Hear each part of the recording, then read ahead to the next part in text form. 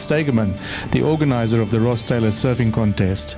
Tell me, how long has this competition been going for?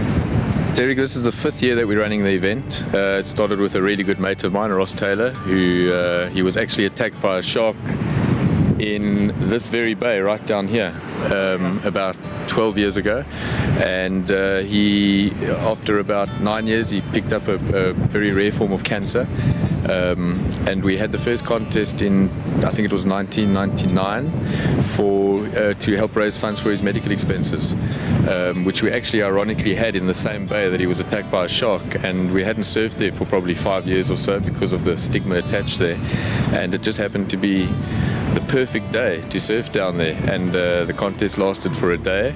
We had 70 entries. We raised pretty much half of what he needed to cover his medical expenses, and it's grown from there. How many people do you have taking part in this competition right now? Well, like I say, we started with 70 entrants, and it was pretty much local guys coming to support their mate Ross, who was an incredibly inspirational fella. This year we're sitting on about 350 entries. We've got a waiting list as long as my arm for guys to get into divisions. It's become by default the biggest surf contest in South Africa, and I think the reason for that is that our recipe that we've created. We use the local community that's come on board, from the business community to the local community, just helping out with the kitchen, with the bar, with the entry, with the setup, with the judging. We've probably got over 100 people from the community in Knysna and the surrounds that are involved on a voluntary basis to make this event work, and for me that's magical. Dion Bing, the guy that gave so many people reason to get up in the morning. How are you doing? Oh man, I'm stoked to be down here at Buffalo's Bay. Absolutely fantastic. How many times have you done this competition?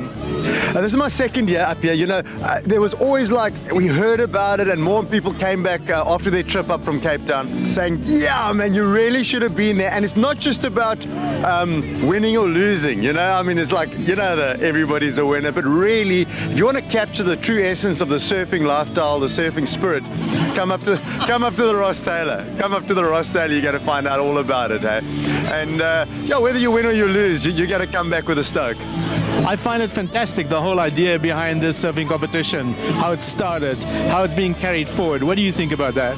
Absolutely, you know, in memory of Ross Taylor, he had the stoke, and it's really about the lifestyle and the energy and the love you have for the sport and for the ocean, which is exactly what Ross Taylor had, and we're continuing in his memory and in his spirit, I would hope.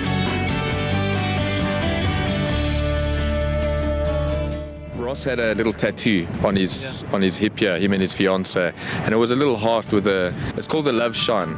That was Ross, he called it the Love Shine, and that's what this contest is about. For me, it's about the tribe coming together, surfers, suppers, kneeboarders, men, women, from 6 to probably 68 is our oldest entry this year, and it's about the tribe coming together and spreading the love shine. And Ross, just before he passed away, we were going to do a second contest for him, and we knew he was on his way. He was pretty realistic about it, and sitting together at his bed, I said to him, who was going to be, you know, who's going to be the beneficiary from the next contest, and he immediately said Hospice. So everything we raised for the contest goes to Hospice. We gave them 121,000 Rand last year.